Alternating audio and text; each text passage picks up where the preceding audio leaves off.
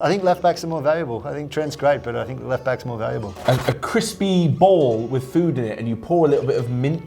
Can you please not go on one of your world-class rants on this one? I'm not going to go on a rant. So, that and more coming up as myself and Paddy are here for the Q&A yet again. People have been asking for Nico. I'm just going to say, yeah. At my expense or your expense? Well, next week it will be at my expense. That's true. Yeah, you're away next week. You get what you guys wanted with Nico. We sent Matt away. Yeah. Anyway, let's go into this one. We'll start with Lucas Harbush, who has said, how would you handle the Coutinho-Muller situation at Bayern? Well, I think, to be honest, the Muller situation is not actually new for Bayern. This has been coming for a while. Kovac last season also didn't depend on him like other coaches did. And I think the fact that Coutinho has arrived has obviously put it more into the spotlight. But I think Muller's influence at Bayern has been on the wane for a little bit now, and we've seen it with Germany as well, to be honest. And I think it's coming to a head. You know, as much of a legend as he's been for the club, as effective as he has been, maybe his time now is just is starting to end. He's part of that old guard that's slowly being phased out. Very much so. There's not much of it left, to be honest. Him and Boateng and probably Neuer would be the other one. Yeah, that's true. Yeah. So, I mean, it'd be a sad day for Bayern fans when Muller does leave, but all things come to an end. What if he leaves and then they don't buy Coutinho? I don't think Bayern will find somebody else. Okay. I mean, they're also different players. You know, true. Yeah, but I think it's just the passing of time and evolution of the side under Kovac. Yeah, okay, that's true. Yeah. So, keeping with the Bayern theme and the Muller theme, actually, here you go, from YARIEL HERNANDEZ. If Thomas Muller were to leave Bayern, this next transfer window, which team do you think suits him the most? I was just about to say something on that, about he's such a unique player. Very much so, yeah. But so much so that if the system doesn't work, he's out. Correct, which probably explains part of the Bayern. Or the fact that I think Coutinho is just better suited to number 10 in that system. Who would suit? I think a lot of teams would take Muller. I would say United need him most because I feel like some of the players they've got, they could have a really, really good team if they had right players in the right position. The number 10 role at Manchester United is a bit of a myth. Do they push Pogba further forward? I think he's more effective and deep. They're not pushing McTominay, Matic forward. Herrera left to PSG. Lingard, God, we all know is really not effective. Between someone like McTominay or Pogba and Rashford being all the way up top by himself, I think Muller could be a brilliant link in between the two. It's not a terrible idea. I mean, Muller is he's not really a traditional 10, as you mentioned. Yeah. He's definitely not a false 9. He's not a winger. No, and he's also not a winger. He just likes to roam. Yeah. He likes to be between the lines and between the passes. And I think if the system matches him, he can be very effective. And maybe that's what that Man United need. There's lots of teams that will take him. For sure. I just think that would be specifically quite a good one. He's a very different player, Thomas Muller, that's for sure. Yeah, absolutely. Quick fire. From Ben Breary, who said, who would you prefer in your team? Kane or Son? Kane. Robertson or Trent? Robertson. That's so tough. Robertson? Oh, wow. Okay. Just. I think left backs are more valuable. I think Trent's great, but I think left backs are more valuable. I think this as well, because a left footer is a lot more rare, whereas any central defensive midfielder that's good at tackling, you can just shove them right back. Exactly, yeah. It's that easy, yeah. I've just summed up Lama Kimmich's career in one sentence. Mount or Abraham? Abraham is more important to Chelsea at the moment. Aguero or Sterling? Sterling. Lacazette or Pepe? It's pretty early to make that call. Yeah. Lacazette, because I know a bit more, but who knows? Yeah. Mbappe or Neymar? Mbappe. And Ziyech or Van der Beek? Probably Ziyech at the moment. Yeah. I think so too. Yep. There's some tough ones in there. Yeah, but we tended to agree on most, except for the Robertson, maybe. Or no, even then you agreed. I just think it's tough. Yeah, you came around to that anyway. So from Charlie Morris, next one. If you had can you please not go on one of your world-class rants on this one? I'm not going to go on a rant. Just going to say that before I say this question out loud. Please just control yourself a little bit. If you had the power to remove VAR completely from the Premier League, would you remove it? This is a question made for Matt. No, I wouldn't remove it. Really? I'm not going to go on a rant, but I have said before, it's not VAR, it's the rules. Okay, the application of how it's used. Yeah. VAR, being able to review stuff, is great. That's cool. You can make good decisions. But yeah, the rules of the application once you've seen the video, is In where its the current stickiness form, comes in. Does VAR make the Premier League a less enjoyable experience for fans and players? Well, are you there for the enjoyable experience, or do you want your team to win? Hopefully that's the same thing if you're a fan. But I mean, does it ruin the match day experience? Yes, it ruins the match day experience. Whether you're watching at home and or... I can see, I would be perfectly fine if they scrapped it and we went back to, referees making mistakes. Yep. Refs should be coached better. Fair enough. But everyone's human. Yep. Right, we'll move on from that one. See, I didn't rant. But there is an interesting debate on the VAR. I'm actually a bit disappointed. There'll be a rant here. Shub Dugar, who said, like in cricket, there is a decision review system, meaning you have 2 incorrect decisions you can ask to review. Should football have this too? Could it be used in the lower leagues for testing? Yeah. So I actually don't think that this is the answer for VAR. Me neither. There could be, what if there's 15 mistakes in the game? That's what I think. What if you use your 2 and then there's a third one that you can't use and it's like the worst one of all time? Exactly. So we already, and one of the main complaints we have about VAR is the fact that it stops the game. Now this solution would not help that at all. It would still stop. Coaches would use it technically or strategically late in the game to stop the game. To when they're protecting a lead. Yeah, exactly. When they're protecting a lead, why wouldn't you throw a timeout, which is basically what it is, into the last couple of seconds to stop the game? Oh well, there's your answer, Shub.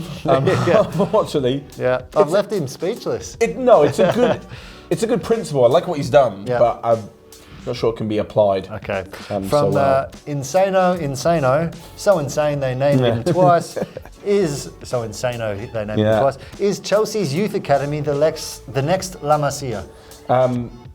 Well, La Masia is not doing so well at the moment, so maybe that's not a good thing. But I take it he means traditionally in terms of producing Messi. Yep. I wouldn't say that Chelsea's academy is actually that special. Nope. They've just been given chances. That and their scouting is very good. This is also very true. Their scouting is excellent.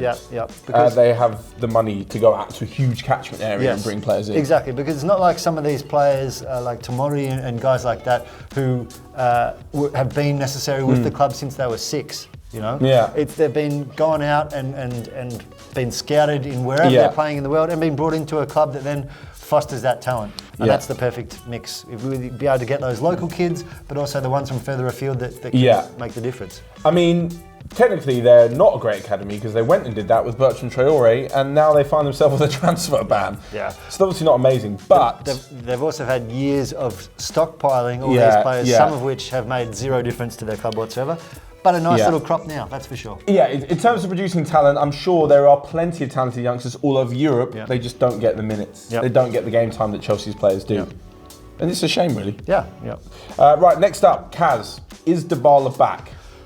Well, he's playing, and he's playing a lot more, or he seems to be a lot more relied upon than he was under Allegri in the last sort of season or so. Sarri seems to find him a key part of that Juventus side. I mean, he's statistically, it's not like he's smashing in the goals. But he is playing. Couple of assists. He is playing an important part for Juventus. A little bit of a withdrawn role rather than up front. I seem to remember you saying this was his problem. That with Ronaldo in the team, it was too difficult to... But maybe Sarri's found the right mix. I mean, we're still really waiting for a couple of games of Higuain, Ronaldo and Dybala together, which is every football manager head's dream. It's been like the last 2, I think that's about it. So a sustained run of that will be super interesting, but certainly you can see that Dybala is again a key Juventus player, and that's great, of course. Means he won't be leaving anytime soon. No, not to your club at least. From Mark the Master, what formation could Barcelona play that contains Suarez and Griezmann in their natural positions? Oh, someone actually had a good discussion about this on the, I think it was the comment section, one of the dailies, saying 4-2-4. So Griezmann and Suarez with Messi and Dembele either side, or Messi and Neymar. For me, I don't think you can play all 4, definitely not all 5, because no one does defensive work. No. You can't have 4 players who don't have a shred of defensive work between them. Neymar and Messi walk when the team don't have the ball. Like, I'm not, bagging on them or anything. They generally do. You just said something negative about Messi. You know what that's going to mean in the comments. You get Messi when he's got the ball going forward, brilliant. When they lose the ball, him and Neymar walk. You've seen it. You watch any game, right? The odd occasion they make track back. Griezmann, as much as working under Simeone, shows very little defensive output. Suarez is a very willing runner and hard worker, but not necessarily going forward and making the runs, not necessarily coming back. So playing like a 4-2-4. Well, you didn't even mention Dembele, who's the worst of the lot. Yeah, the worst. Yeah, so like, that's so many attackers who provide nothing going the other way. Like, you can carry Messi, because on the flip side he's Messi. You can carry one or two, what do we call them? Luxury players. But carrying like 4 is just too much. Imagine the stress on the midfield. Yeah, I mean, I disagree in some aspects of that, but I don't want to go into it too much, because I want to actually stick to the formation. So if you were going to, the question was, if you are going to play Suarez and Griezmann in their natural positions, what would it be? Now, first of all, their natural positions for Suarez, as far as your... Yeah, both of them are centre forwards. Centre forwards, yeah, okay. Both. So you would have to play 2 up front. You'd have to play 2 up front. And Messi in Messi behind. is number 10, and I guess a diamonds, and then 3 in midfield behind that. No Dembele. No Dembele, okay. Yeah, I mean, you can tell with that my first part of the answer, I wouldn't play both of them. Wouldn't do any of it, but yeah, that was the question. A 4-4-2 diamond, I guess. Yeah.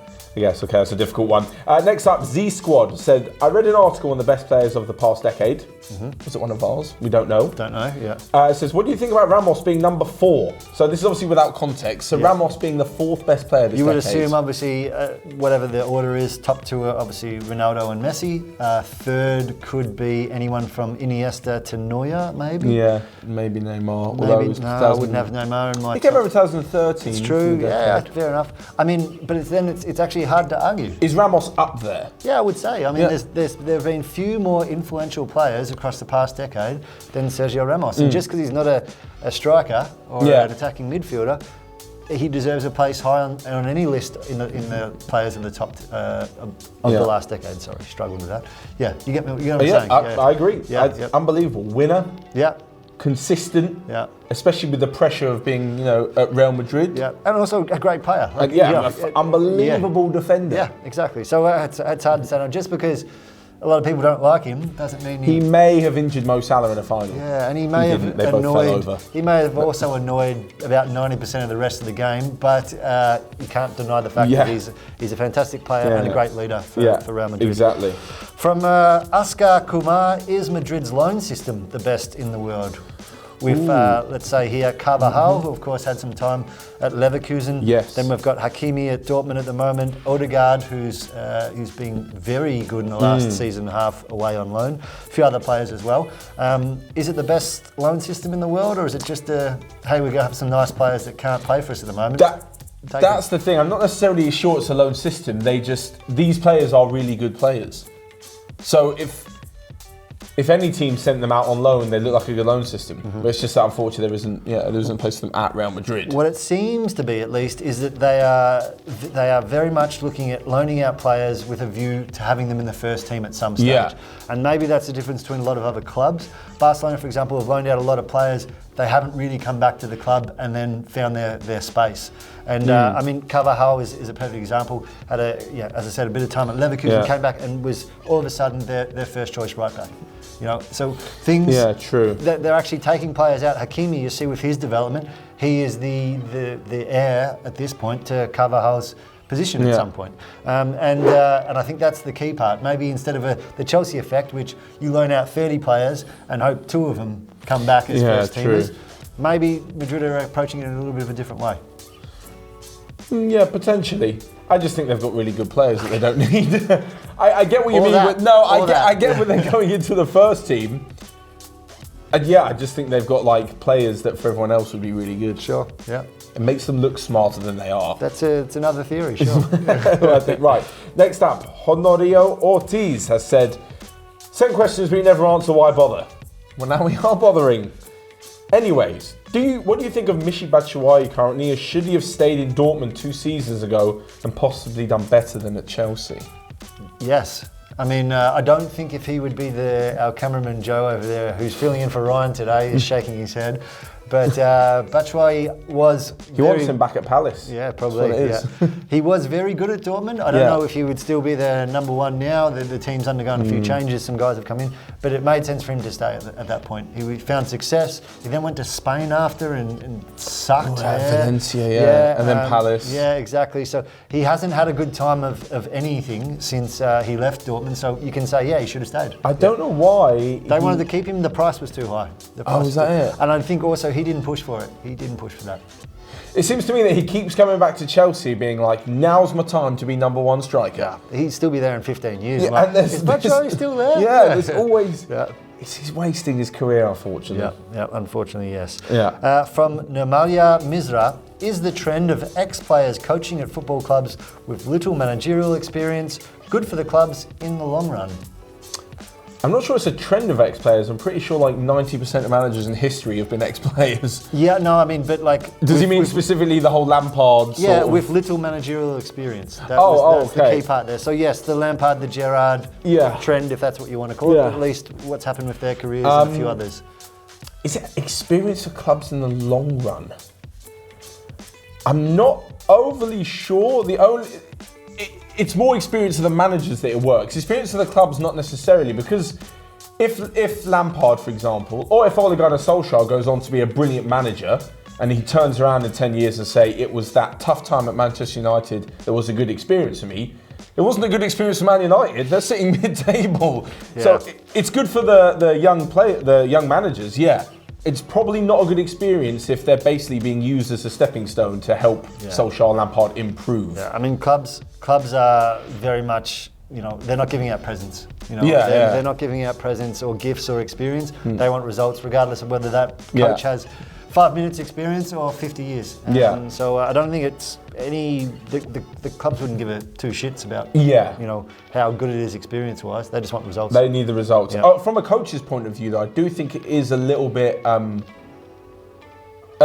sort of disheartening when coaches who haven't necessarily played to the high level don't get given chances. Yeah, but that's the flip side. But I understand, not the pressure, but the thought of bringing Lampard back to have a legendary career would be amazing. It's not just that. I mean, and I'm not going to say this is a blanket rule, but the character of players like Lampard and Gerrard, that was part of the players they become. The character. Yeah. And that character can lend itself very well for a managerial stepping stone. These guys are intelligent, can handle pressure off and on the pitch. And that's why they're potentially more equipped than players who have who don't have that same experience. Yeah. So.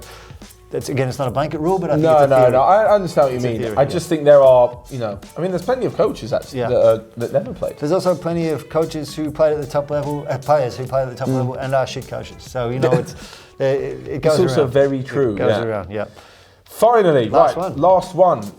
We have a real food-themed ending. Okay. SD, no more quiche? No, it said, what's your favourite Indian food? Did you try any quiche this week? I didn't. No, I told you, don't eat eggs. There's got to be some sort of on the quiche. Lame quiche replacement stuff. Some vegan quiche. Oh, I mean, yeah, maybe that you can at least cut your teeth. Yeah, maybe. Your quiche teeth on. So what was the question, sorry? Favourite Indian food? Favourite Indian food. I mean, anything out of the tandoori oven is pretty decent, I would say, and then just a tikka masala isn't bad either. Yeah, I'm a big masala saucy, fan. Yeah. I have to say that if you ordered like an Indian in England, it'd probably be what English people think Indian food is and may not actually be authentic Indian food. But it's still pretty good though. But it's still good, yeah.